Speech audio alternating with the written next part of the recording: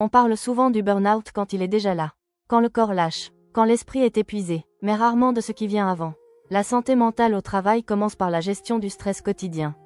Ce stress qu'on banalise, celui qu'on appelle pression normale, alors qu'il s'accumule en silence. Le burn-out ne survient pas du jour au lendemain. Il commence par une fatigue persistante, une irritabilité inhabituelle, une perte de motivation, et cette impression de ne jamais en faire assez, même quand on donne tout. Prévenir le burn-out, c'est d'abord apprendre à reconnaître ces signaux, sans les minimiser. C'est s'autoriser de vraies pauses, même courtes. C'est poser des limites claires entre le travail et la vie personnelle. C'est aussi accepter de demander de l'aide avant d'être à bout.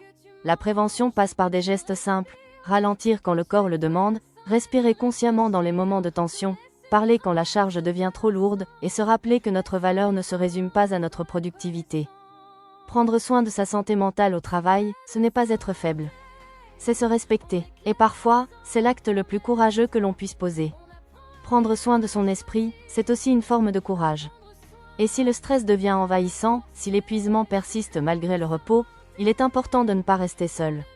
Se rapprocher d'un professionnel de santé, d'un psychologue ou du médecin du travail peut vraiment aider.